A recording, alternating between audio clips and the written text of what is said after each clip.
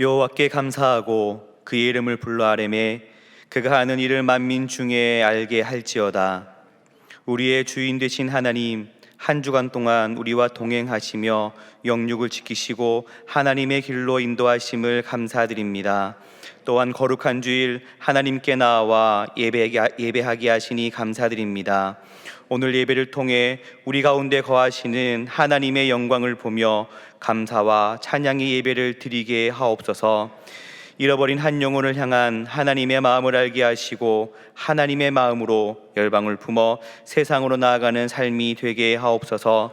예수 그리스도 이름으로 기원하옵나이다. 아멘.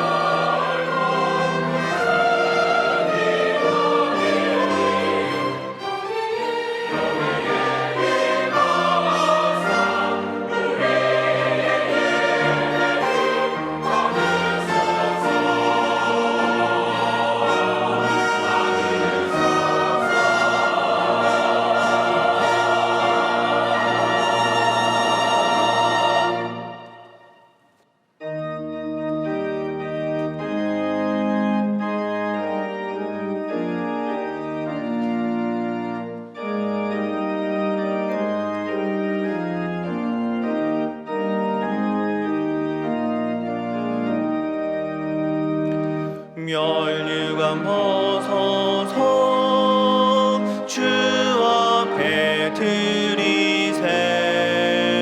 저 천사 깊은 노래가 온 땅에 퍼지네. 내온 앞에 여서 주 찬송하여라.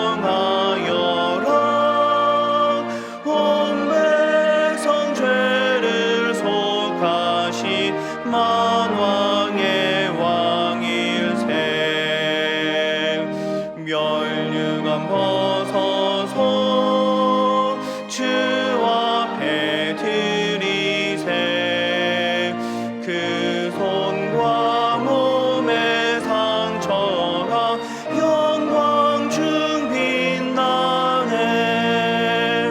하늘의 천사도 그 영광 보고서 고난의 신비 알고자 늘 모하도다. 멸류관 벗어서 주 앞에 드리세. 온 세상 전쟁 그치고 참 평화 오겠네. 주 보좌 앞에서 온 백성 엎드려 그 한량없는 영광을 늘 찬송합니다.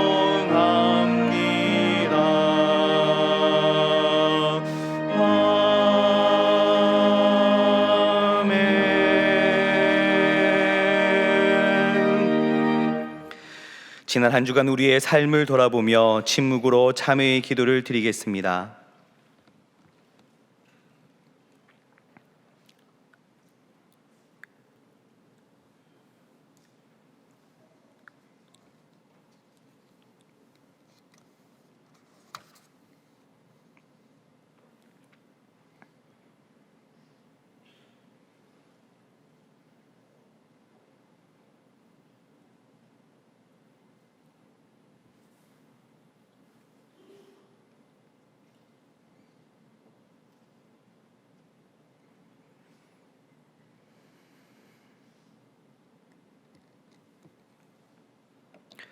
하나님께서 주시는 사죄의 말씀입니다.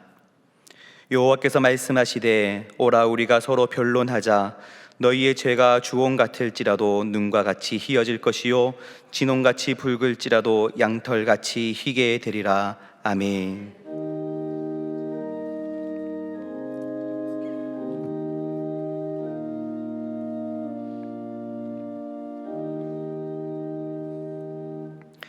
나는 전능하신 아버지 하나님 천지의 창조주를 믿습니다.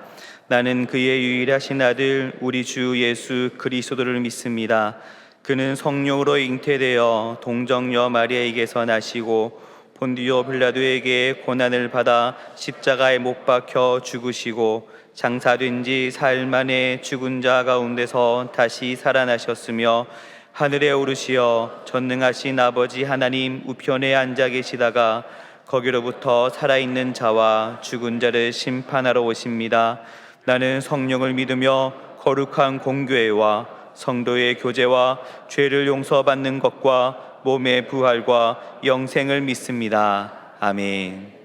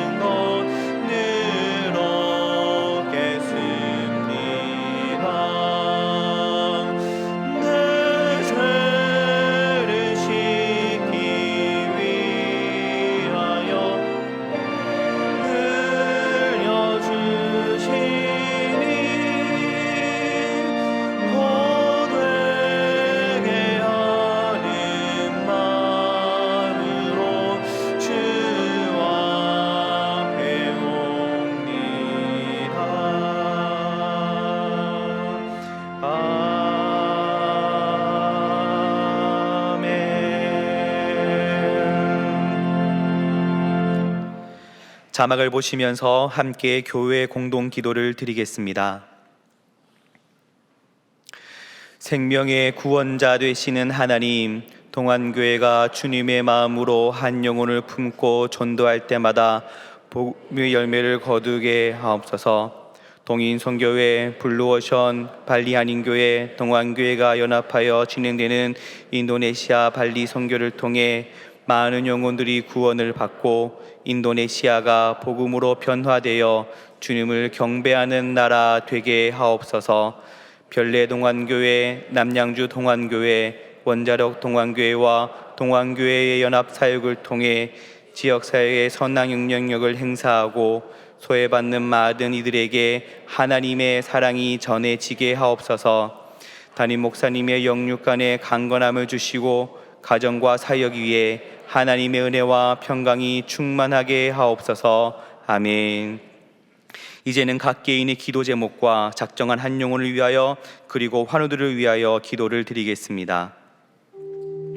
하나님 함께 하셔서 우리와 함께 하시는 주님의 손길 가운데 우리가 나아갈 수 있도록 주님 인도하여 주옵소서. 작정을 한 영혼들이 있습니다. 하나님 그 영혼들을 품고 기도하며 나아갈 때에 그 영혼들이 온전히 하나님 품에 안기어 하나님께 나아올 수 있는 귀한 모습 될 수 있도록 주님 인도하여 주옵소서. 특별히 환우들 가운데 주님 함께 하셔서 몸이 아파 힘들어하는 모든 자들 가운데 주님 함께 하셔서 오직 하나님의 뜻 가운데 나아가며 회복의 손길을 경험하는 귀한 모습 될 수 있도록 주님 인도하시고 역사하여 주옵소서. 오 주님 함께 하실 것을 기대하며 나아갑니다.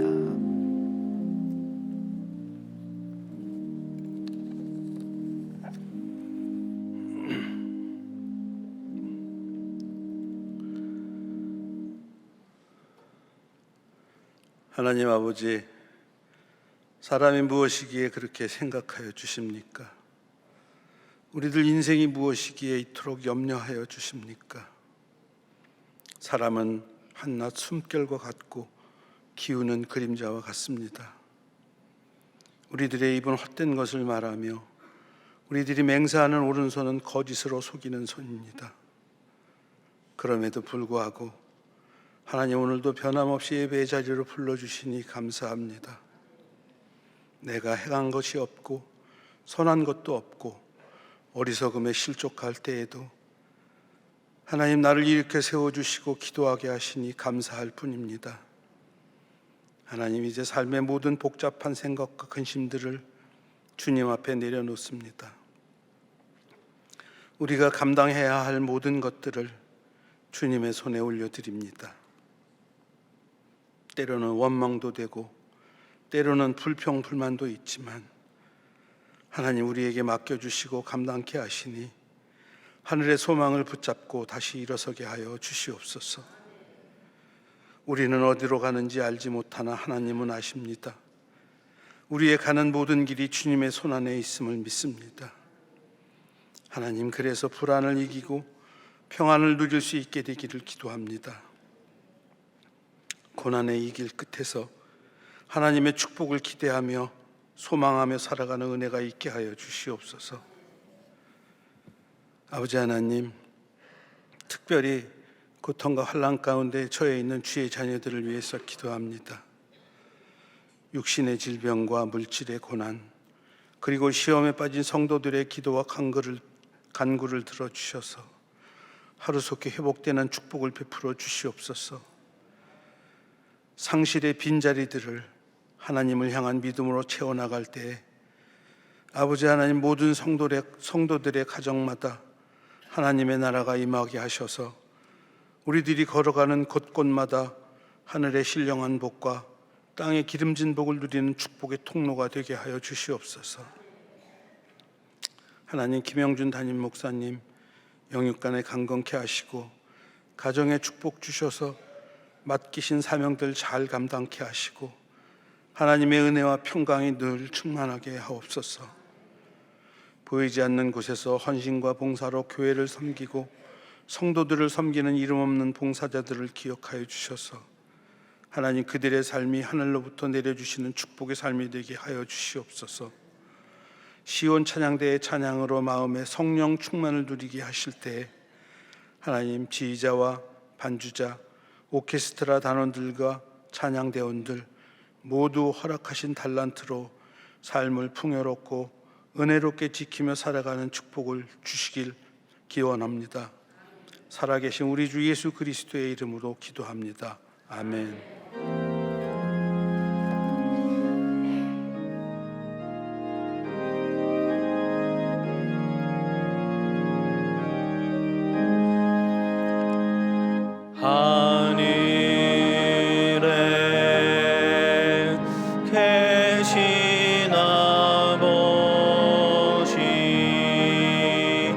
이름 거룩하사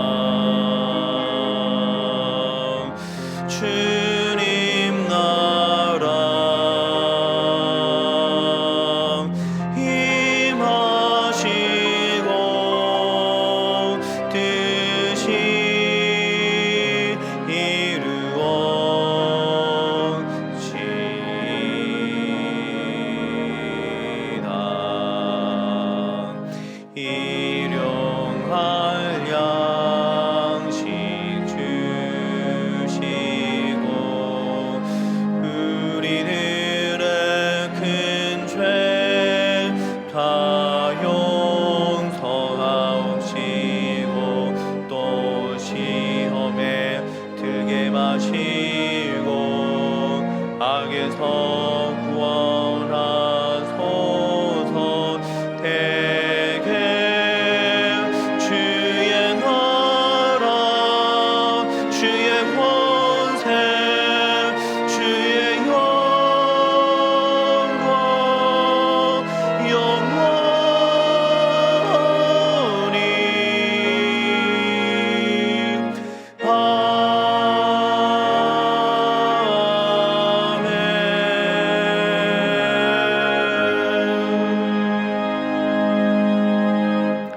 이 시간 준비하신 예물과 선교 헌금, 비전 헌금을 봉헌하시겠습니다.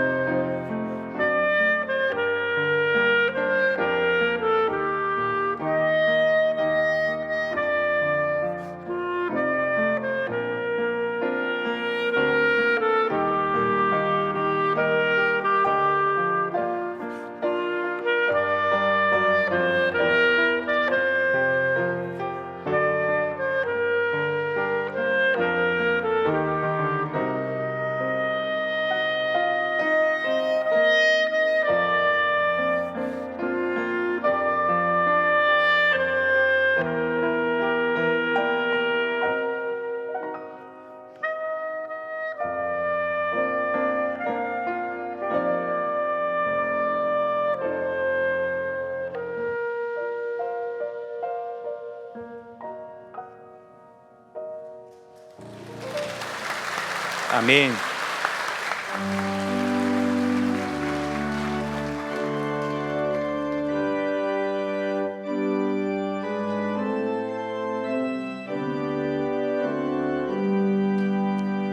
나의 몸과 드리니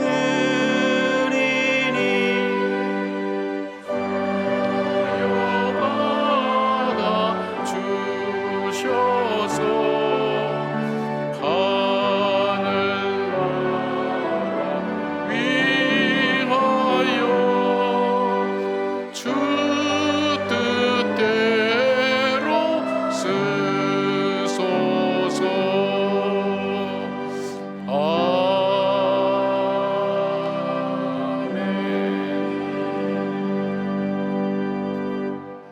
좋으신 주님, 언제나 변함없으시고 우리를 향한 사랑이 변치 아니하시는 그 큰 사랑 앞에 저희들이 나왔습니다. 변하는 세상 가운데, 변하는 사람들 가운데 우리를 사랑하기를 변치 않는 그 사랑이 있기에 오늘도 흔들리지 않고 믿음으로 걸어가는 한 사람 한 사람 위에 함께하여 주시고, 삶의 풍파들이 저희들을 휩쓸고 지나간다 할지라도 믿음의 반석 위에 굳게 서서 주님 표대를 향하여 걸어가는 믿음의 성도들 될 수 있도록 하나님 붙들어 주시옵소서. 삶의 염려와 근심이 우리를 누를 때에 우리의 걸림돌들이 우리의 디딤돌로 바뀌어지는 은혜가 있게 하시고, 하나님 어려움을 통해서 하나님을 더 깊게 알게 하시고 더 겸손해지게 하시며, 하나님 주께서 열어가시는 하나님의 길을 걸어가는 저희들 될 수 있도록 하나님 함께 주시옵소서. 한 사람도 그냥 왔다가 그냥 가지 않도록 주님, 기도할 때, 찬양할 때, 예물 드릴 때, 말씀 들을 때 하나님 주님께서 역사해 주셔서 주께서 살아계시고 우리의 심령 속에 역사하시는 주님인 것을 믿고 고백하게 하여 주시오며, 그 믿음 때문에 다시금 웃음을 회복하고 기쁨을 회복하고 목표를 다시 찾고 목적을 다시 향해 나갈 수 있도록 하나님 붙들어 주시기를 원합니다. 귀한 예물을 아버지 앞에 올려드립니다. 하나님, 우리 자신이 산제물 되어 드리듯 주의 예물을 아버지 올려드렸사오니 예물이 주님 앞에 하나님 흡양되는 귀한 예물이 되게 하시고, 저희들 살아가는 이 땅에서는 궁핍함과 하나님 어려움이 없도록 주께서 일마다 때마다 공급해 주시고 지키시고 변화시켜 주셔서 우리의 삶이 믿음으로 날마다 달라지는 삶으로 살아갈 수 있도록 도와주시기를 원합니다. 지금도 병중에 있는 주의 자녀들 한 번만이라도 주의 전에 나와서 예배를 드렸으면 좋겠다는 간절한 마음을 가지고 기도하는 분들도 있습니다. 하나님, 목숨을 걸어놓고 생명을 걸고 예배 드리는 곳도 하나님 이 땅에는 많이 있습니다. 저희들 이 자리에 편안하게 왔사오니 아버지여 주께 감사하며 우리의 예배가 살아서 역사하는 드려지는 하나님 산제물이 되는 저희들이 될 수 있도록 도와주셔서 주님 영광 받아 주시옵소서. 성령님 친히 주장하여 주시기를 원하고 우리 주 예수 그리스도의 이름으로 기도드리옵나이다. 아멘.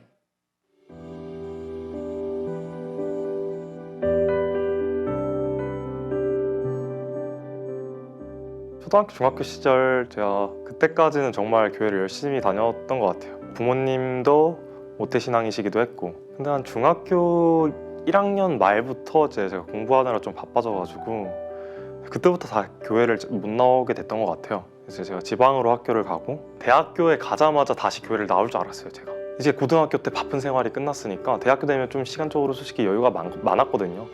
그래서 전 다시 나올 줄 알았는데 계속 안 나가게 되더라고요.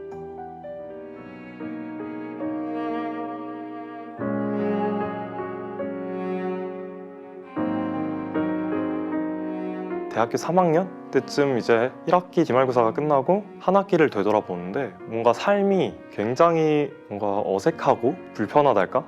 나의 생각을 되돌아보면 하나님이 말씀하신 거하고 너무 달라지는 삶을 살고 있는 것 같은 거예요. 대학교 생활을 하면서 뭐 애들이랑 맨날 술 마시러 다니고 그 친구들이랑 있으면서 제가 또 이제 그렇게 건강한 생각을 하지도 못했던 것 같고, 아, 더 이상 이렇게 살면 안 되겠다, 약간 그런 생각들이 점차 찾아왔던 것 같아요.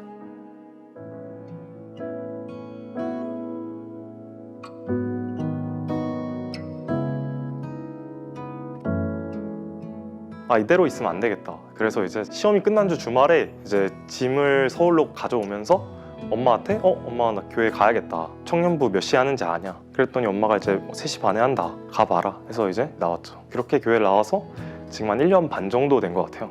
아, 이거구나 라는 생각이 들었던 것 같아요. 잠깐 제가 잊고 있었고 멀어져 왔던 걸 다시 가까이 한 느낌? 어떤 뭐 비석에 글이 있었으면 거기에 먼지가 덮여져 있었는데 그걸 다시 씻고 그 글귀를 제대로 바라보게 된 그런 느낌이었던 것 같아요. 이제 내가 앞으로 하나님의 자녀로서 어떻게 살아가야 되는지, 내가 어떤 사랑을 해야 되는지를 너무 잘 보여주신 것 같아서 예수님처럼 되고 싶다, 그런 존재가 되었으면 하는 자그마한 바람이 있습니다.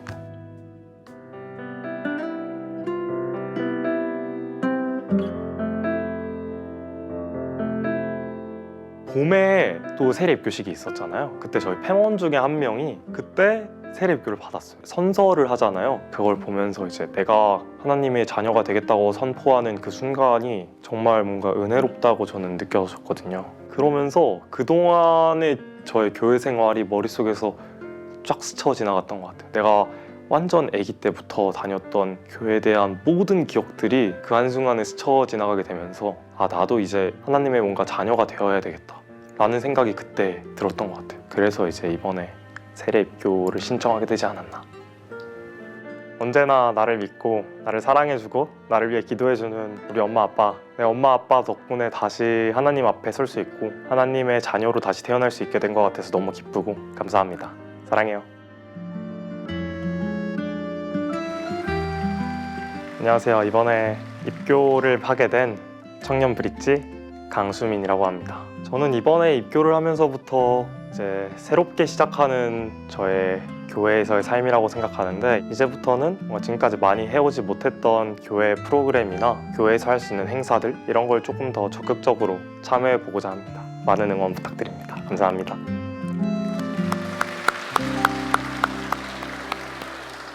우리 수민 형제는 참 탁월한 탤런트를 갖고 있습니다.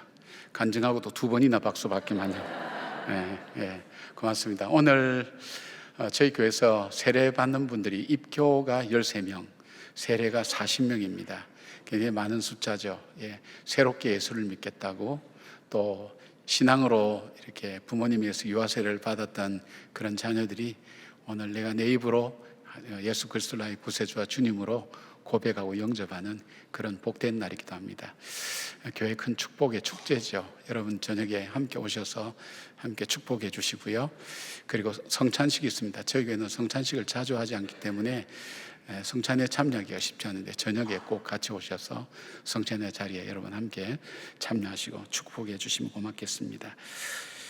그리고 여러분 주변에 이런 간지가 하나 들어가 있는데요. 행복나눔 축제인데 11월 17일 날 우리가 기도했던 사람들, 또 하나님 앞에 나왔으면 좋겠다는 분들 교회에 한 번만이라도 우리 초청하는 그런 시간입니다. 여기에 어떤 사람 초청하는가, 또 여러분이 신년 초에 써내었던 기도하는 분들 있잖아요. 그런 분들, 그 다음에 여러분 가까운 이웃들 미리 여기 작정해서 내어주시면 저희들이 같이 기도하면서 준비하도록 하겠습니다.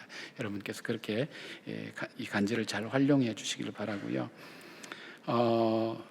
지금 로뎀 갤러리에 아트비전 4인 초대전이 있는데, 아트비전은 온누리 교회, 미술 선교회 회원들을 말합니다. 근데 이분들 중에 4분을 초청해서 우리 갤러리에서 전시회를 합니다.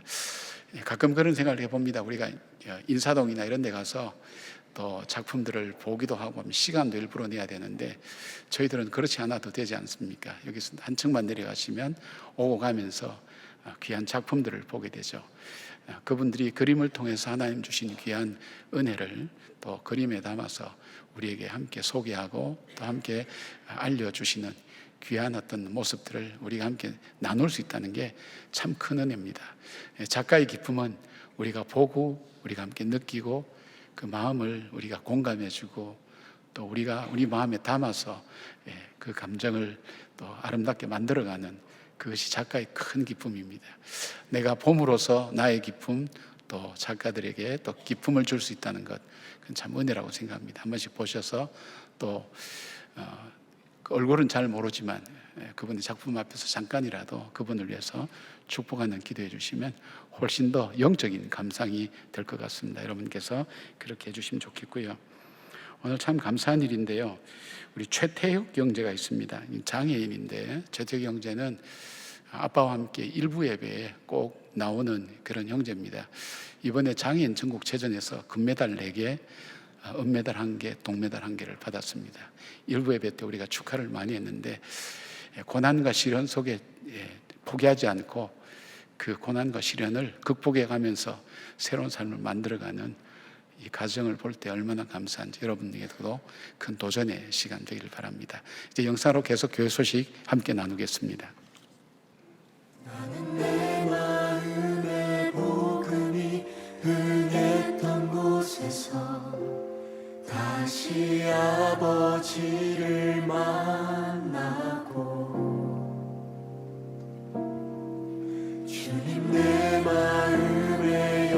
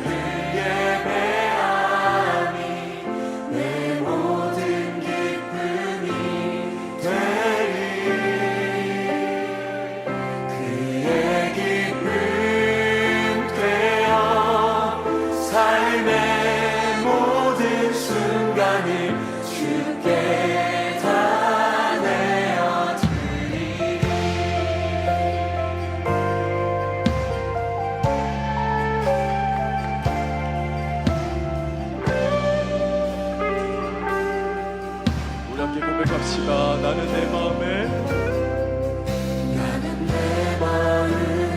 복음이 흥했던 곳에서 다시 아버지를 만나고 주님 내 마음에 연약한 눈물의 끝에서 또 나를 안겨주시. 오늘 우리에게 주시는 하나님의 말씀은 누가복음 15장 25절에서 32절까지 말씀입니다. 다 함께 일어나셔서 하나님의 말씀을 경청하시겠습니다. 마다들은 밭에 있다가 돌아와 집에 가까이 왔을 때에 풍악과 춤추는 소리를 듣고 한 종을 불러 이 무슨 일인가 물은데 대답하되 당신의 동생이 돌아왔음에 당신의 아버지가 건강한 그를 다시 맞아들이게 됨으로 인하여 살찐 송아지를 잡았나이다 하니 그가 노하여 들어가고자 하지 아니하거늘 아버지가 나와서 권한대 아버지께 대답하여 이르되 내가 여러 해 아버지를 섬겨 명을 어김이 없거늘 내게는 염소 새끼라도 주어 나와 내 벗으로 즐기게 하신 일이 없더니 아버지의 살림을 창녀들과 함께 삼켜버린 이 아들이 돌아오매 이를 위하여 살찐 송아지를 잡으셨나이다. 아버지가 이르되 예 너는 항상 나와 함께 있으니 내 것이 다 내 것이로되 이는 내 동생은 죽었다가 살아났으며 내가 잃었다가 얻었기로 우리가 즐거워하고 기뻐하는 것이 마땅하다 하니라. 이것은 하나님의 말씀입니다. 아멘.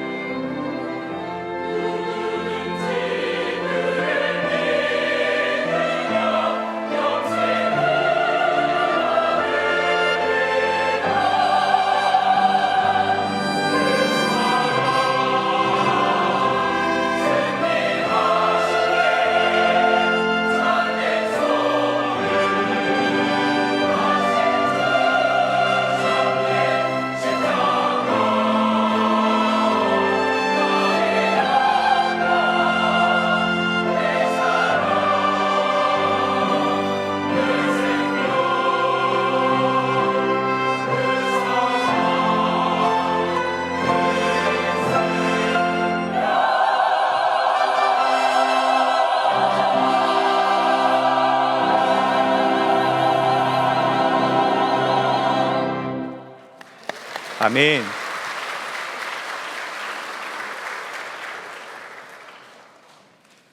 귀한 찬양 감사드립니다. 우리 마음을 하나님 앞으로 이끌어주는 귀한 찬양 감사를 드립니다. 누가복음 15장에는 세 가지 비유가 나옵니다. 우리가 함께 나누었던 것처럼 잃어버린 양 한 마리 찾는 비유, 그 다음에 한 드라크마를 잃어버린 그 드라크마를 찾는 여인의 비유, 그리고 우리가 지난주에 말씀 나누었던 이 탕자의 비유가 나옵니다. 이 세 가지 비유의 대상은 당시에 소외되었던 인물들, 사람들에게 비난과 제대로 대접을 받지 못하는 세리와 그리고 창기들, 죄인들, 그분들을 의미한다면, 여기에 그 당시에 자기가 어이롭다고 생각하는 바리새인과 서기관들을 위한 그런 말씀이기도 합니다. 세 가지 비유의 공통된 주제는 그겁니다. 바로 아버지 하나님의 마음을 증거하는 겁니다. 어떤 아이가 탕자의 이야기를 들을 때마다 너무 슬퍼하더라는 거예요. 왜 너는 이 깊은 말씀을 들을 때 그렇게 슬퍼하니? 그랬더니 살찐 송아지가 불쌍해, 계속 그러더래요. 살찐 송아지를 잡고 잔치를 벌이는 그 아버지의 마음, 그 아버지의 마음을 잘 표현하고 있습니다. 팀 켈러 목사님은 이 탕자의 비유 제목을 쓰면서 그 책 이름을 프로디칼 가드라고 그렇게 했어요. 지금 뭐냐면 사랑을 낭비하시는 아버지, 사랑을 낭비하는 그 하나님, 그런 뜻입니다. 바로 하나님 아버지의 마음을 보여주는 겁니다. 탕자의 비유에는 돌아온 아들도 있지만은 집에 있는 맏아들의 이야기가 뒤에 이어서 계속 나오고 있습니다. 이야기는 이렇습니다. 맏아들이 밭에서 일을 하고 돌아와 보니 집안에 큰 잔치가 벌어진 겁니다. 맏아들은 유산을 챙겨서 집을 나갔던 작은 아들이 돌아와서 아버지가 기뻐서 동네 사람들을 다 모아서 큰 잔치를 열고 있다는 소식에 분개하면서 집에 들어가기를 거절했습니다. 아버지가 이 소식을 듣고 맏아들에게로 와서 맏아들을 달래지만 이 아들이 잔치에 들어갔는지는 나타나 있지 않습니다. 집을 나간 둘째 아들이 세리와 죄인들이라면 맏아들은 서기관과 바리새인의 비유에서 예수님께서 말씀하신 것입니다. 둘째 아들은 실패와 고난을 통해서 자신이 정말 잃어버린 것을 다시 찾고 집으로 돌아왔다면, 맏아들은 자신이 무엇을 잃어버리고 사는지도 모르고 살아가는 사람을 말합니다. 주님은 맏아들의 이야기를 하시면서 정말 소중한 것을 잃어버리고 사는 바로 이 맏아들에 대한 삶에 대한 이야기를 하시죠. 맏아들이 정말 잃어버리고 사는 것이 뭘까요? 우리도 인생을 살면서 잃어버리는 과정이 있다면 얻는 과정도 있습니다. 우리가 살아보면서 여러분 가끔은 나는 많은 걸 잃어버리고 살았어, 좋은 세월 다 지나가서 그렇게 생각하는 분들도 있을 겁니다. 오늘 그럼에도 불구하고 오늘 내가 사는 삶에서 정말 내가 잃어버린 것이 무엇인가 말씀하시는 주님의 음성 앞에 우리가 함께 귀를 기울였으면 좋겠습니다. 이 맏아들이 잃어버린 것을 세 가지로 말씀을 전하려고 합니다. 하나는 이 맏아들은 은혜를 잃어버렸습니다. 그리고 두 번째는 아버지를 잃어버렸습니다. 그리고 세 번째는 공동체를 잃어버렸습니다. 맏아들이 잃어버리며 살아가는 것, 오늘 내가 혹시 잃어버리고 살아가는 사람은 아닌지 말씀 속에서 하나님 아버지의 마음을 우리가 함께하는 그런 귀한 시간 되기를 바랍니다. 첫 번째, 맏아들이 잃어버린 것은 은혜입니다. 병 중에 가장 위험한 것은 통증과 정세가 없는 병입니다. 이런 병은 증상이 나타날 때쯤 되면 거의 병의 마지막 단계이기 때문에 우리가 위험하다고 얘기하죠. 암을 두려워하는 것은 바로 발병하기 전에는 통증이나 전조 증상을 거의 발견할 수 없기 때문입니다. 마찬가지로 가장 불행한 인생은 어떤 인생인가? 인생을 살면서 기쁨과 감사를 잃어버린 사람입니다. 기쁨과 감사는 삶의 의미에서 나옵니다. 내가 오늘 살아가는 삶의 의미가 무엇인가 하는 것을 깨닫는 사람은 어렵고 힘들어도 그 어려움을 이겨낼 수 있는 힘도 있고 기뻐하면서 살아가지만, 좋은 환경 속에 있어서도 내가 사는 의미를 깨닫지 못하면 사람은 더 이상 살아갈 용기와 살아갈 이유를 발견하지 못하는 것입니다.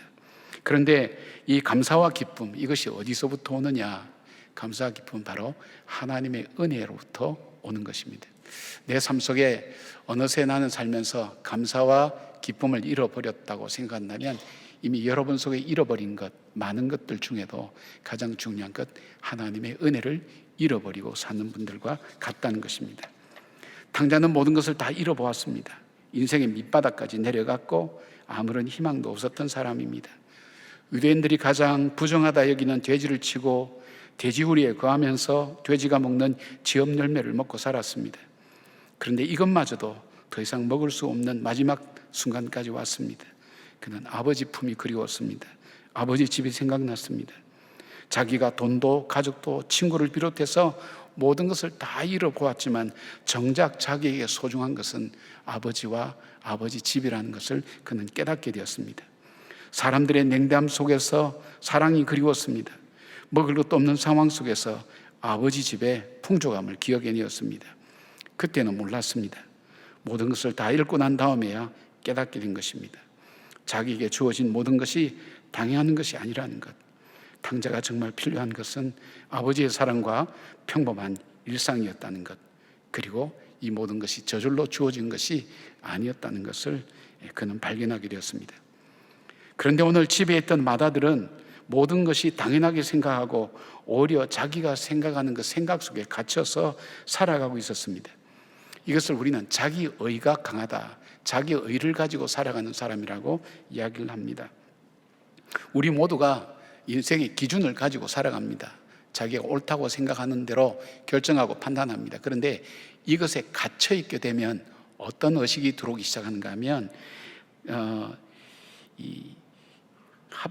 자기가 인생 기준에 합당하게 살면 좋은데 합당하게 살지 못하면 자기 자신을 괴롭힙니다. 그리고 자기 자신이 자책감을 갖습니다. 나는 그렇게 살지 못한 인생이야.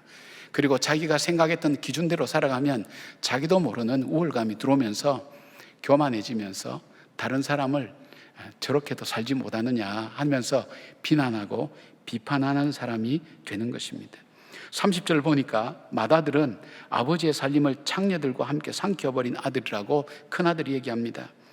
본문 어디에도 동생이 창녀들과 함께 재산을 탕진했다는 내용은 없습니다. 하나뿐인 자기 동생임에도 불구하고 과장해서 비난하고 정죄하는 것, 바로 자기 기준에 갇혀있는 사람의 모습입니다. 또 하나, 자기 기준을 가지고 살아가는 사람의 또 하나의 특징은 자기 중심적으로 살게 됩니다. 자기 삶에 대한 인정이나 보상을 받지 못할 때에는 분노하면서 사람이나 세상을 원망합니다. 29절 보니까 아버지께 대답하여 이르되 내가 열의 아버지를 섬겨 명을 어김이 없거늘 내게는 염소 새끼라도 주어 나와 내 벗으로 즐기게 하신 일이 없더니 라고 말씀합니다. 자기는 열심히 살았는데 아무런 보상도 없고 오히려 재산을 탕진한 동생을 위해서는 살찐 송아지를 잡고 잔치를 해주는 것이 못마땅하다는 겁니다. 불공평하다는 것입니다. 잘못된 것이라고 분노하며 아버지를 원망합니다. 이런 마다들을 아버지는 나와서 달랩니다. 31절 보니까 아버지가 이르되 예, 너는 항상 나와 함께 있었으니 내 것이 다 너 것이로다 라고 그렇게 말씀하죠. 사실은 그러나 큰아들은 모든 것 다 가지고 있으면서도 그것이 자기 눈에 차지 않았습니다. 기쁨과 즐거움을 잃어버리고 살아가는 그 삶인 것을 보게 됩니다. 큰아들이 잃어버린 것, 성실하게 살고 열심히 살았지만 정작 그 속에는 인생에 있어서 가장 행복하게 누릴 수 있는 기쁨과 그리고 즐거움과 감사를 잃어버리고 살아가는 사람이었습니다. 그것은 바로 은혜를 잃어버렸기 때문입니다. 이 은혜를 잃어버린 대목을 잘 보여주는 성경의 사건이 있습니다. 이스라엘 백성이 기적처럼 출애굽을 했습니다. 정말 그들이 광야를 나와서 홍해도 건너고 정말 그들이 시내산에 도착을 하게 되었습니다. 근데 모세가 하나님 말씀을 받기 위해서 시내산에 올라간 그 40일 동안에 이스라엘 백성은 두려웠습니다. 우리가 문득 광야에서 어디로 간단 말인가? 우리를 인도하던 하나님은 어디 계신가? 그 모세는 어디 갔는가? 두려움이 들어오기 시작하면서 바로 이 아론을 대상으로 불평하고 원망하며 어떻게 될지 우왕좌왕하면서 굉장히 분노가 그들 속에 끓기 시작했습니다. 두려움에서 오는 분노였습니다. 그때 그들이 금송아지를 만들고 거기서 놀고 잔치하고 먹으면서 그들이 거기서 함께 뛰어놀았습니다. 그걸 예배라고 그들이 그렇게 했습니다. 그런데 한번 생각해 보십시오. 지금 그들이 오늘 아침에 뭘 먹고 나왔습니까? 하나님이 주신 만나를 먹고 나왔습니다. 만약 이들이 먹지 못해서 배고파서 엎드렸다면 죄를 지을 수도 없습니다. 그러나 하나님이 주신 만나를 먹고 오늘 나와서 죄를 짓고 있는 겁니다. 그리고 또 하나 볼 수 있는 것은 이들이 금송아지를 만들었죠. 이들이 금이 어디서 났을까요? 노예로 430년간 살았는데 금이 없어요. 그런데 이들이 금은 하나님께서 이스라엘 백성들에게 은혜를 주셔서 그 애굽 사람의 은혜를 입어서 금을 갖고 나오도록 해주었습니다. 하나님이 주신 선물입니다. 하나님 주신 선물 가지고 우상 만드는, 금송아지 만드는데 사용했습니다. 그리고 또 하나, 광야는 낮에는 떼약빛이 내려 쪼여서 뜨거워서 못 견디고요, 밤에는 어둡고 추워서 견딜 수 없는데 지금 하나님의 푸른 기둥과 불기둥이 그들을 비추고 있는, 그들이 오늘 생존하고 존재할 수 있는 그 은혜가 바로 그들 가운데 있는데 그들은 하나님을 보지 못한다고, 그리고 어디로 가야 될지 알지 못한다고, 감사하지 못하고 오히려 불평하고 원망하는 이스라엘 백성들을 바라봅니다. 혹시 저와 여러분이 그런 사람 아닙니까? 하나님께서 주신 은혜로 오늘도 살아가고 있는데, 하나님이 주신 생명으로 오늘도 살아가고 있는데, 내 삶을 돌아보면 하나님의 은혜가 가득한데 우리에게는 안 된 것, 그리고 우리에게 없는 것, 하지 못한 것, 그 생각으로만 가득 차서 나에게 임하신 하나님의 은혜를 바라보지 못하고 자기에게 주신 장자권의 큰 축복보다도 염소 새끼 한 마리 앞에 불평하고 원망하며 분노하는 그런 삶이 오늘 우리의 모습은 아닌지 모르겠습니다. 사랑하는 여러분, 절대 한계를 가진 내 인생 기준을 가지고 완벽한 것처럼 여기면서 자신과 남을 평가하며 살고 있지는 않습니까? 여러분 속에 참된 기쁨과 감사가 있습니까? 삶의 의미를 느끼고 계십니까? 그럴 이유를 한번 생각해 보셨습니까? 열심히 사는데도 돌아오는 것이 없는 세상을 원망하고 있지는 않습니까? 그렇다면 여러분이 잃어버린 것 중에 많은 것이 있을지 모르지만 정말 귀중한 것, 하나님의 은혜를 잃어버린 것입니다. 마다들과 탕자는 모든 것을 당연하게 여기면서 자신에게 주어진 것이 선물로 주어진 것임을 몰랐습니다. 그러나 탕자는 깨닫고 기쁨과 감사를 회복하지만 큰아들은 아버지가 달래는 것으로 이야기는 마무리됩니다. 왜일까요? 어쩌면 비유에 나오는 마다들처럼 나의 삶의 기쁨과 감사를 잃어버리고 우리는 살아가고 있지 않는가요? 기쁨과 감사가 없다는 것은 나도 모르게 내 영혼이 병들어 간다는 것을 하나님께서 우리에게 일깨워 주시는 말씀입니다. 여러분, 기쁨과 감사의 근원 되시는 하나님의 은혜를 사모하시기를 바랍니다. 그리고 삶을 통해 기쁨과 감사를 회복하는 여러분들 되시길 바랍니다. 두 번째로 마다들이 잃어버린 것은 아버지였습니다. 좀 이해가 안 되시죠? 마다들은 아버지와 함께 살죠. 그리고 아버지에게 말씀하신 것을 그대로 다 순종합니다. 그래서 마다들은 29절에 아버지한테 이렇게 항의합니다. 아버지께 대답하여 이르되 내가 여러 해 아버지를 섬겨 명을 어김이었거늘 내게는 염소 새끼라도 주어 나와 내 벗으로 즐기게 하신 적이 없더니, 그렇게 항의합니다. 맞는 말 같습니다. 정당한 말 같습니다. 정말 집에서 성실하게 아버지의 말씀을 듣고 열심히 섬겼던 자기에게는 염소 새끼 하나도 주지 않았는데 가산을 다 탕진하고 유산을 다 탕진하고 돌아온 저 거지 같은 저 아들에게는 오히려 잔치를 베풀어주고 그를 축복하는 것을 보면서 얼마나 불공평하게 느껴졌습니까?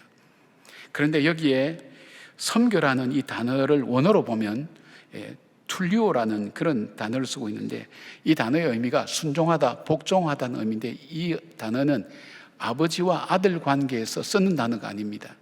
이것은 주인과 종과의 관계에서 쓰는 단어입니다. 그렇다면 이 마다들은 아버지를 아버지로 섬겼던 것이 아니라 아버지를 주인으로 알고 섬겼다는 것입니다. 아버지와의 관계가 끊어진 거죠. 또한 아버지는 둘째 아들이 재산을 미리 달라고 할 때에 각각 나누어 주었습니다. 우리가 흔히 탕자에게만 재산을 나누어 줬다고 생각할 수 있는데 12절 말씀 보면 아버지가 그 살림을 각각 나누어 줬다고 했습니다. 장자에게는 3분의 2, 그리고 차자에게는 3분의 1, 그렇게 나누어 줬습니다. 맏아들로서 받을 권리와 상속도 다 받았습니다. 그럼에도 불구하고 자기에게는 염소 새끼 한 마리도 주지 않았다고 불평하는 것입니다. 왜일까요? 아버지를 아버지로 생각하지 못하고 주인으로 생각하고 살았던 것입니다. 그러면서도 여러의 아버지를 섬기면서 명을 어김이 없었다고, 그것이 자기의 의로움이 되어 있는 것입니다. 맏아들이 아들로서 아버지를 잃어버린 가장 큰 증거는 아버지의 마음을 이해하지 못했다는 것입니다.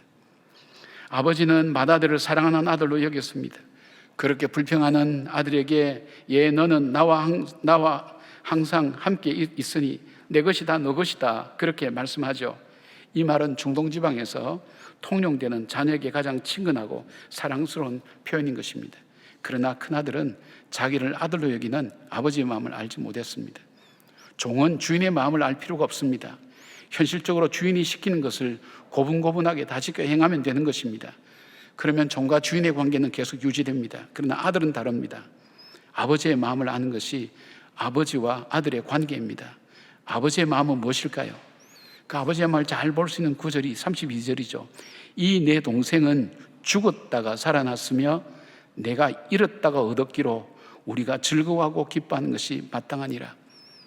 자기의 재산을 가지고 나간 그 아들, 거지가 되어서 돌아왔지만 그 아버지의 마음속에는 죽었다가 살아온 아들, 잃었다가 얻은 아들로 그렇게 여기는 아버지의 사랑이 있는 것입니다. 다시 찾은 아버지의 기쁨을 여러분 생각해 보셨나요? 길을 가다 보면 종족 현수막을 볼 수가 있습니다. 바로 실종된 송혜일을 좀 찾아주세요라는 현수막입니다. 이거 오래전부터 저도 다니면서 많이 보았습니다.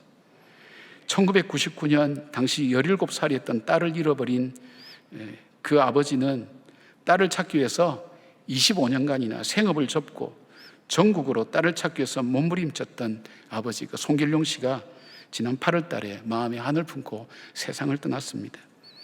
이 아이가 실종된 지 5년 정도 지났을 때 어머니는 극단적 선택을 하였습니다. 견딜 수가 없었던 것입니다.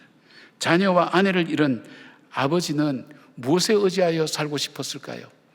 딸이 살아있다는 그 희망, 딸은 돌아온다는 그 희망, 그것 붙들고 자기는 살아왔다고 그렇게 얘기합니다. 누가 이 아버지에 대해서 쓸데없는 짓 했다고, 소용없는 일을 했다고 비난할 사람이 누가 있나요? 잃어버린 딸을 찾는, 애타게 찾는 그 아버지의 간절함, 밤에도 잠을 이루지 못하는, 폐품을 팔아서 먹고 사는 그 삶에서도 매일매일 그 딸을 찾기 위해서 전국으로 다녔던 그 아버지의 마음, 그 사랑은 누가 이해할 수가 있을까요? 아마 자녀를 잃어본 적이 있는 부모님들은 충분히 이해하실 거예요. 자녀를 잃었다가 찾아본 분들도 조금은 이해하실 거예요. 이 아버지의 마음, 바로 그것이 하나님의 마음입니다. 탕자가 집을 나가면서부터 용서해놓고 기다리는 아버지의 간절함이 이 짧은 글 속에 담겨 있죠. 함께 즐거워하고 기뻐하자고 말입니다. 맏아들은 탕자뿐 아니라 자신을 그토록 사랑하는 아버지의 사랑을 알지 못했습니다.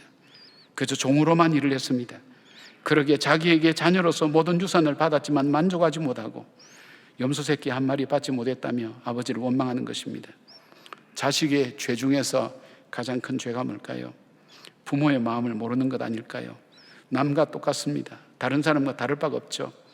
만약 아버지의 마음을 조금이라도 알았다면 맏아들은 일터로 가는 것이 아니라 동생을 찾기 위해 집을 나섰을 것입니다.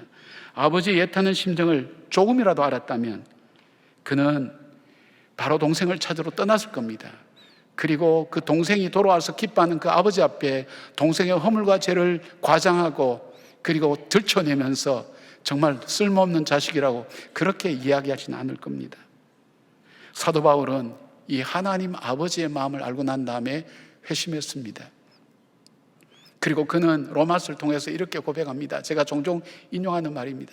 내가 연약할 때, 이 말을 또 우리가 다시 좀 생각해 보면 사람들이 볼 때도 너는 가망이 없어, 희망이 없어, 너에게는 새로운 것이 없어, 너는 거기가 끝이야, 그런 이야기를 들을 때에도, 그리고 하나님 앞에서 죄인이었을 때도 하나님이 가장 싫어하는 모습, 그 모습이 바로 나에게 있다 할지라도 더 나아가서 하나님을 대적하는, 하나님과 원수되는 그런 상황 속에 내가 처해 있어도 하나님은 나를 포기하지 않았습니다.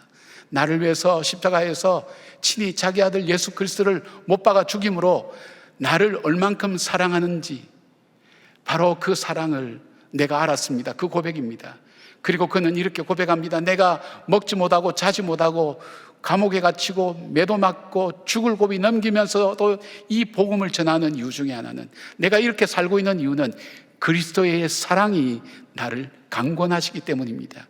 지금도 그 사랑이 나로 하여금 이렇게 살게 만드는 것입니다. 그 고백을 하며 어딜 가든지 그는 자기를 사랑하는 그 하나님의 사랑을 증거하였습니다.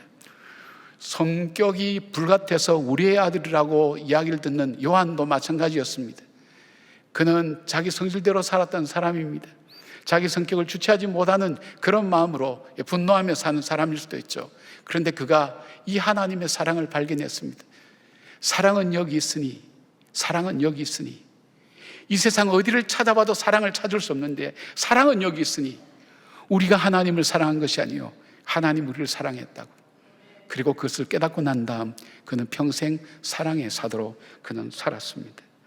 우리를 보시는 하나님 아버지는 우리를 불쌍히 여겼다고 그런 표현이 종종 나옵니다. 복음서에 보면 이 불쌍히 여겼다는 스플랑크 니조마이라는 것은 내장이 끊어지는 것과 같은 아픔을 가지면서 사랑하는 것을 말합니다. 단장의 메아리, 메아리 고개 이런 얘기도 있지 않습니까? 이 창자가 끊어지는 그 아픔, 인간이 고통을 느끼는 중에 가장 큰 고통 중에 하나가 이 창자가 끊어지는 그런 아픔이랍니다. 그 아픔을 겪으면서도 우리를 포기치 않고 품으셨던 그 하나님의 사랑. 여러분, 우리는 믿음 생활하면서도 아버지의 사랑을 모르고 살아가고 있지는 않습니까? 그냥 조근호만 살아가고 있지는 않습니까? 아버지의 풍성하고 포기하지 않고 끝까지 기다리는 마음을 알지 못하기에 내가 보기에 좋은 대로 살아가는 것입니다. 바울은 이 그리스도의 사랑, 그 사랑을 자기의 서신서 곳곳 계속해서 고백합니다. 마다들이 아버지를 잃어버린 것처럼 우리도 하나님 아버지를 잃어버리고 신앙생활을 하고 있지는 않습니까? 열심히 교회 생활을 하는데 사람들이 나를 알아주지 못한다는 안타까움, 그래서 냉소적이 되고 그냥 교회에 단순히 회원처럼 출석하는 그런 삶을 살고 있지 않습니까?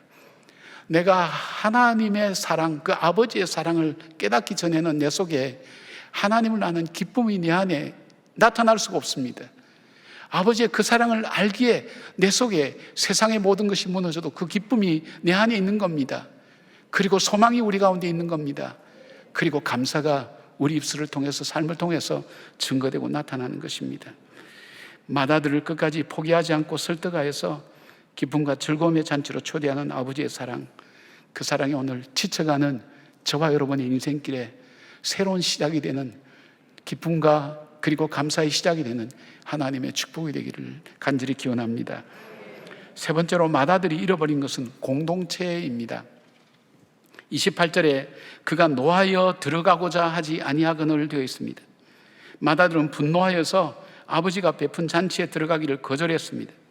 그는 아버지의 잔치 자리를 거절했는데 결과적으로 아버지와 동생을 비롯한 그 잔치에 참여한 가족들, 종들과 친지와 나가서는 마을 사람들, 즉 공동체를 다 잃어버린 것과 마찬가지입니다. 단절했습니다. 30절에 보면 마다들은 자기 동생을 이 아들이라고 표현했는데 이것을 원문대로 해석하면 당신의 이 아들이라는 뜻으로 경멸과 적대감을 드러내고 있습니다. 자기 동생이 아니라는 겁니다. 당신의 아들이라는 것입니다. 아버지 아들이지 내 동생은 아니라는 것입니다. 그 관계가 끊어진 겁니다. 32절에 아버지가 다시 이르기 마저 이 내 동생은 죽었다가 살아났으며 내가 잃었다고 얻었기로 우리가 즐거워하고 기뻐하는 것이 마땅하다. 함께 기뻐하고 즐거워하는 것, 이 기쁨이 나만의 기쁨이 아니라 모두의 기쁨이 되게 하는 것이 바로 이것이 마땅하다고 그렇게 아버지는 말씀합니다. 아버지는 죽음에서 돌아온 것과 마찬가지인 자기 작은 아들을 위해서 자기 집안의 가족과 종들과 온 마을 사람들을 초청해서 기쁨의 잔치를 열었습니다. 이 자리는 은혜의 자리입니다. 마다들 또한 함께 영광을 누릴 수 있는 자리입니다. 그러나 마다들은 이 잔치의 의미를 알지 못했습니다. 아버지의 그 마음을 몰랐습니다. 뿐만 아니라 자기를 위하여 예비된 장자의 축복과 책임을 걷어차고 아버지의 계획과 뜻을 저버렸습니다. 염소 새끼 한 마리가 자기의 미래의 축복보다도 더 크게 보였던 것입니다. 마치 눈앞에 팥죽 한 그릇 때문에 장자의 권리를 포기했던 에서와 마찬가지입니다. 만약 동생이 돌아온 것을 함께 기뻐하며 수많은 동네 사람들이 몰려왔을 때에 맞이로서 그 사람들을 맞이하고 즐거워할 수 있었다면 그는 그 모든 공동체와 함께 얻은 것과 마찬가지입니다. 아버지와 동생 그리고 집안의 종들과 마을 사람들 모두와 더불어서 이 잔치의 즐거움에 그는 누릴 수가 있었을 것입니다. 그러나 가장 공동체가 즐거워하는 그 시간에 그는 주체할 수 없는 분노로 냉소적으로 모든 것을 잃어버린 것과 마찬가지입니다. 이 비유는 세리와 죄인을 받아들이지 못하는 큰아들에 대한 말씀입니다. 바로 이 큰아들은 서기관과 바리새인들입니다. 그들은 세리와 창기와 같이 아니하다는 것을 자랑하고 다녔습니다. 도덕적으로 우월하고 율법을 잘 지키고 제사를 잘 지내는 어려운 사람으로 스스로 생각하고 살았습니다.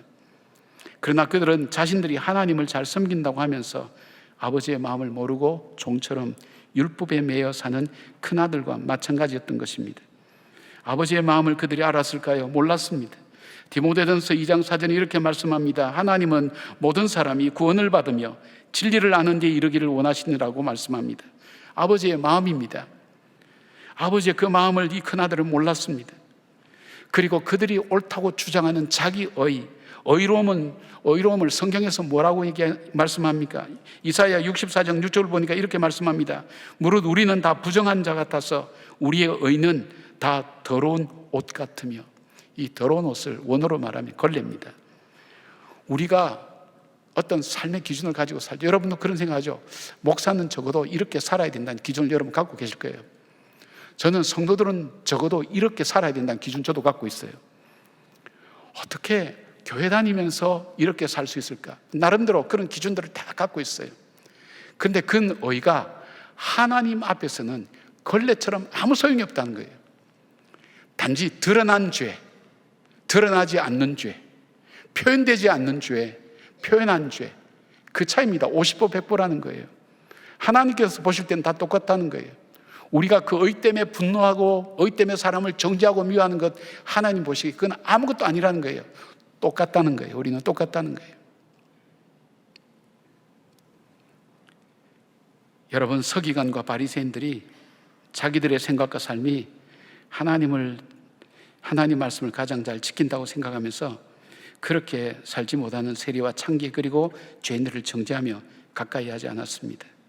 그들은 하나님의 은혜를 잃어버린 사람이었습니다. 그들은 아버지를 잃어버린 사람입니다. 더 나아가서 그는 공동체를 잃어버린 사람입니다. 여러분, 누가복음은 누가가 사도행전과 함께 썼기 때문에 교회의 역사를 쓰기 때문에 항상 이 잔치 공동체라는 표현이 많이 나옵니다. 이 공동체는 교회 공동체를 의미하고 염두에 두고 쓴 단어입니다. 잔치는 전국 잔치를 의미하고 쓴 단어입니다. 그렇다면 이 아들은 바로 교회 공동체 속에서 자기 혼자 맏아들로 살아가는 바로 그 사람들, 율법을 잘 지키고 신앙생활도 잘한다고 생각하지만 사실은 아버지를 누리지 못하는, 아버지를 알면서 오는 그 사랑에서 오는 기쁨과 감사가 없는 바로 그런 삶, 냉랭하고 그냥 몸만 여기에 와 있는, 그냥 껍데기만 움직이는 그런 것처럼 살아가는 삶 속에 역동성이 없어요. 생명력이 없어요. 기쁨이 없어요. 정말 진정한 사랑과 헌신의 마음이 없게 하루하루 메마르게 살아가는 바로 그런 사람들을 주님은 말씀하는 것입니다. 사랑하는 여러분, 오늘 이 자리에 있는 여러분들은 돌아온 탕자보다 집에 있는 탕자는 아닌지요? 하나님을 안다고 하지만은 내가 만든 하나님을 믿고 계시지는 않는지요? 하나님 뜻을 따라 열심히 섬긴다고 하지만 맏아들처럼 율법과 형식에 매여 살면서 하나님 아버지를 잘 모르고 살아가고 있지는 않는지요? 이런 분들의 공통적인 특징이 기쁨과 즐거움이 없습니다. 헌신과 희생이 없습니다. 열정도 없습니다. 아버지를 아버지로 알지 못할 때, 공동체의 소중함을 알지 못할 때, 그리고 은혜를 잃어버렸을 때 결정적인 것이 우리 삶의 가장 활력이 되는 바로 감사와 기쁨을 상실하며 살아갑니다. 여러분 혹시 그런 분 아니신가요? 아직 아버지를 잘 모르는 겁니다. 하나님을 잘 모르는 겁니다. 이 교회 공동체의 이 사랑이, 이 공동체가 얼만큼 귀중하고 아름다운지를 우리는 아직도 발견하지 못하고 있는 겁니다. 무엇보다도 하나님의 은혜를 우리는 잃어버리고 살아가는 사람입니다. 사랑하는 여러분, 오늘 저녁 예배는 주님께로 새롭게 돌아온 53명의 영혼들이 세례를 받는 날입니다. 우리가 영상을 통해서 본 것처럼 다 사연이 있습니다. 사람이 자기가 살아왔던 삶에서 새로운 변화를 일으킬 때 거기에는 그 변화를 일으킬 만한 엄청난 사연들이 그 속에는 다 있습니다. 한 분 한 분들이 얼만큼 귀한지 모릅니다. 그래서 오늘은 하나님께서 잔치를 여시고 축복하시는, 그리고 기뻐하는 그런 잔치를 씁니다. 그리고 이 잔치에는 성찬식이 있습니다. 우리가 하나님의 한 형제 자매다는 것, 그리스도 안에서 한 형제 자매됨의 그 기쁨, 서로가 힘들 때 서로 붙들어주고 함께하고 도와주고 기도하는 바로 그 공동체라는 것, 그것을 함께 깨닫고 함께 나누며 주께서 우리에게 주신 한 소망, 그 소망을 다시 붙들고 낙담하지 않고 서로가 힘내어서 함께 살아가고 믿음 생활하자는 그 공동체의 나눔과 기쁨이 오늘 저녁에 이루어진 성찬식과 입교 세례 예식입니다. 사랑하는 여러분, 어떻게 하시겠습니까? 주님께로 돌아온 사람들을 진심으로 환영하며, 돌아온 탕자 그 자기 동생을 환영하며 기쁨으로 그 잔치 자리에 들어가시겠습니까? 아니면 저녁에 다른 시간을 보내면서 지내시겠습니까? 그리고 나에게 주신 이 교회 공동체의 소중함을 다시 기억하며 함께 기도하며 믿음으로 성찬식에 참여하시겠습니까? 아니면 그냥 마다들처럼 홀로 그렇게 공동체에서 소외되며 사시겠습니까? 마다들의 이야기는 결론을 하나님 내리지 않았습니다. 주님은 비유 속에 마다들의 결정이 어떻게 됐는지를 다루고 있지 않습니다. 왜냐하면 오늘 주님께서 그 마다들의 결정을 우리에게 남겨준 것입니다. 사랑하는 여러분, 우리는 많은 것을 잃어버리고 사는 세상입니다. 우리 삶 자체가 그렇습니다. 그러나 우리가 잃어버리지 말아야 될 것이 있다면 마지막까지 하나님의 그 은혜입니다. 은혜의식입니다. 그리고 하나님 아버지입니다. 그 하나님이 아버지라는 것, 나의 아버지라는 것. 하나님의 아버지라고 생각하면 벌벌 떠는 사람도 있어요. 세상에 아버지를 잘못 경험한 사람들은 아버지라는 표현을 안 해요. 주기도문 하는데 하늘에 계신 우리 하면서 아버지를 안 하더라니까요. 만약 하나님이 우리 아버지와 같다면 난 예수 안 믿어야 하는 사람 봤어요. 그러나 이 하나님 아버지를 알 때 이 세상에 어떤 아버지도 수용하고 품을 수 있는 그 마음이 우리들 속에 있습니다. 그리고 내 자신이 아버지의 아름다운 모델이 되면서 내 자녀에게 아름답게 세워지는 그런 모습으로 우리는 살아갈 수 있다는 것입니다. 하나님의 은혜를 다시 찾기 바랍니다. 그리고 아버지를 아버지로 아는, 하나님을 아버지로 아는 놀라운 관계의 회복이 있기를 바랍니다. 그리고 공동체 회복을 통해서 여러분 믿음으로 서로 이끌어주고 기도하며 붙들어주며 함께하는 우리 모두가 되기를 주님의 이름으로 축복합니다. 아멘. 기도하겠습니다. 우리를 정말 사랑하시는 하나님, 하나님의 크고 놀라운 사랑을 우린 잘 알지 못하기에 힘들고 어려운 일이 오면 마치 세상에서 버림받은 것처럼 외로워하고 두려워하고 어떻게 해야 될지 알지 못합니다. 하나님의 은혜 가운데 있으면서도 깨닫지 못했던 이스라엘 백성들의 그 죄 짓는 모습들을 바라보며 우리는 안타까워했지만 그 모습이 바로 우리 자신들의 모습인 것을 발견할 때 하나님, 주님 우리를 불쌍히 여겨주시고 긍휼히 여겨주시며 우리에게 주님의 자비를 베풀어 주시옵소서. 잃어버린 기쁨과 잃어버린 감사를 우리 입술과 마음과 삶을 통해 회복하며 증가하고 다니는 저희들의 삶이 되게 하여 주시옵소서. 예수님의 이름으로 기도드리옵나이다. 아멘. 우리 다 같이 일어나셔서 고백의 찬양 함께 부르시겠습니다.